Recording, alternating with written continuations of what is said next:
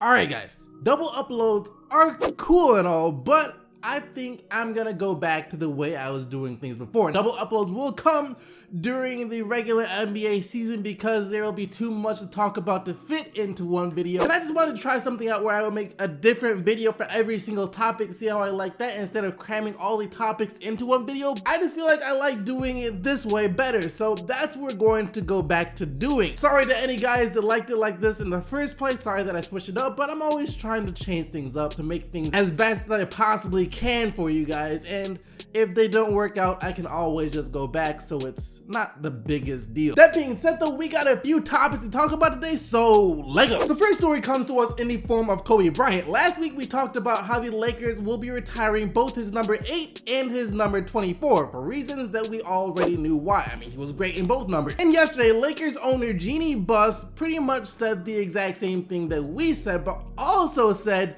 that on top of getting his jerseys retired, Kobe Bryant will also be getting a statue outside of the Staples Center. My feeling is that even if we just retired one number, no one's ever gonna wear the other. So you may as well retire it. No one's ever gonna wear 8 or 24 for the Lakers ever again.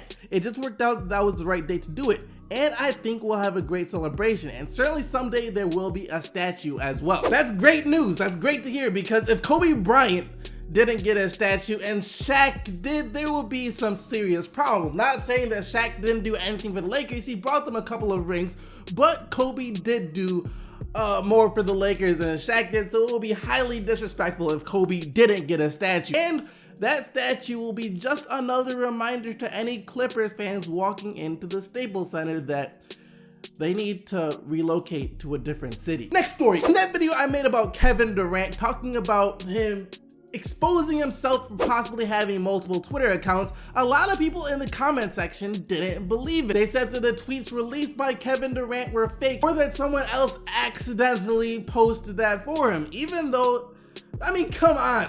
It was obvious that it was actually Kevin Durant. That's why he deleted it immediately after he tweeted those things, because he realized he messed up. And he also admitted to deleting them because he felt like it. He didn't say he was hacked or anything like that. However, people were still doubting it. But now if you need more proof, how is this for proof? Kevin Durant just admitted that he was the one to release those tweets bashing his former teammates, coaches, and the entire Oklahoma City Thunder organization. I do have another Instagram account, but that's just my friends and family, so I wouldn't say I was using that to clap back at anybody, but I use Twitter to engage with the fans. I think it's a great way to engage with basketball fans, but I happen to take it a little too far, and that's what happens sometimes when I get into these basketball debates. Or what I really love is just to play basketball. I went a little too far, and I don't regret clapping back at anyone or talking to my fans on Twitter. I do regret using my former coach's name and the organization I played for. That was childish. That was idiotic.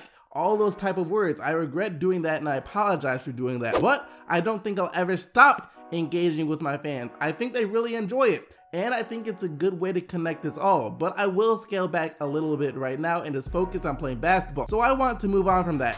It was tough to deal with yesterday. I was really upset with myself, but definitely want to move on and keep playing basketball, but I still want to interact with my fans as well. Yeah, I can imagine Kevin Durant was pretty upset when he realized that he tweeted that from the wrong account. To me, this just sounds like it was the final straw for Kevin Durant. He was sick of people asking him why he left the Oklahoma City Thunder, so he thought he'd go on a second account, tweet a little tweet about why he actually left without anyone knowing it was him, so he could blow off some steam without anyone knowing he was blowing off steam. But when you're upset like that, you don't think straight. When you don't think straight, you make mistakes. Kevin Durant made a huge mistake. Things got out, and now things are more damaged between him and the Oklahoma City Thunder than they have ever been. This kind of puts to rest any thought that Kevin Durant would ever go back to the Oklahoma City Thunder. I know it was like either the mayor or some political figure in Oklahoma said earlier this summer that Kevin Durant would always be welcome to come back to the city, to come back to OKC. But after this,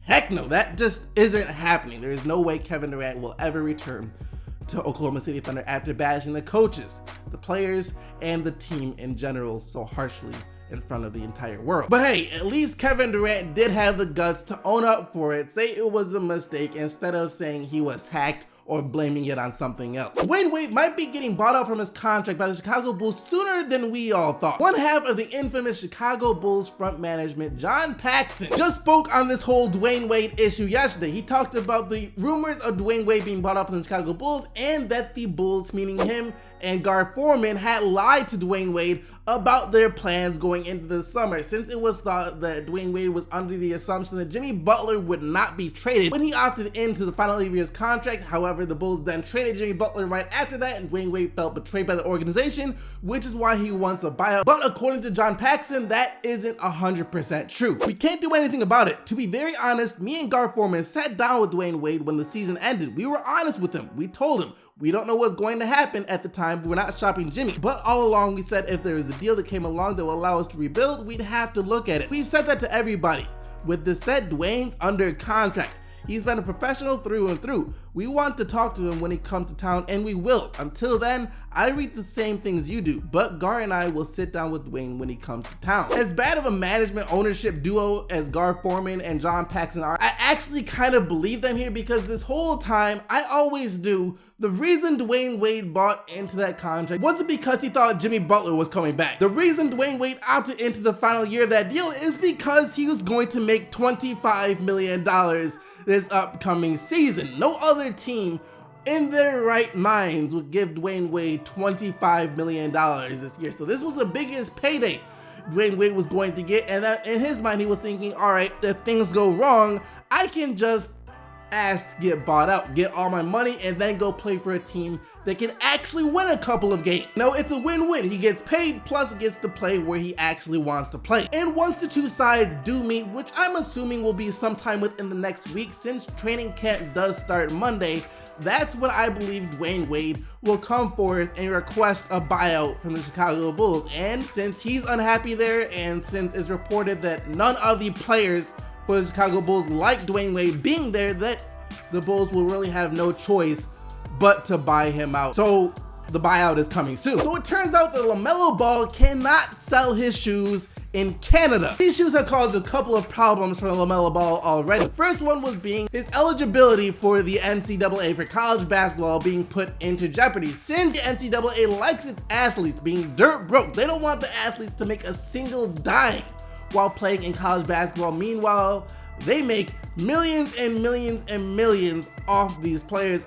Everyone knows it's not right, but it is what it is. So Lamelo Ball making money selling his own shoes could put him in jeopardy of not being eligible for college sports. However, we all know that they're gonna let this slide because the NCAA will lose loads of money by not letting Lamelo Ball play. So he's still gonna play. So there is that, but then the other thing is a bit more serious. Now, this company in Canada called Modern Body is claiming that BBB, the Big Baller brand, stole their logo and used it for Lamelo Ball's shoes. So their logo is an M and a B, and of course Lamelo Ball's logo is an M and a B. That's why they are saying that they were ripped off by a Big Baller brand. And the owner of the company has already said that her lawyer has sent a letter to BBB saying that any type of sale of Lamelo Ball's shoe in Canada will be considered copyright infringement. So if any shoes are sold,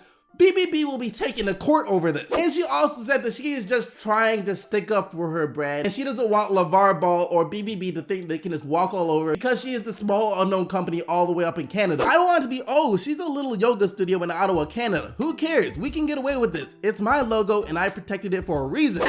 Fair enough. I mean, I can understand wanting to protect your logo, protect your company, protect your brand, but is it really yours? Honestly, is that logo really yours? Is this really copyright infringement? It's an M and a B. An M and a B. It's not even the same M and B. Just look at the logo. Look at the B on Lamelo's shoe. The top portion is very narrow compared to the Yoga Place's B, which is wider. And then the bottom of the B on Lamelo's shoe goes up under the M and has a sort of diagonal cutoff. On the other Yoga Place, it stops before the M and is like completely straight at the cutoff. Like, are they similar? Sure, but I think it's more of just a coincidence that they're both M and B. How many different ways can you use M and B? Like, to be honest, I highly doubt that Lamelo, LeVar, Lonzo, Lorenzo, Lakeisha, LaShante, and whoever's over there at BBB has ever heard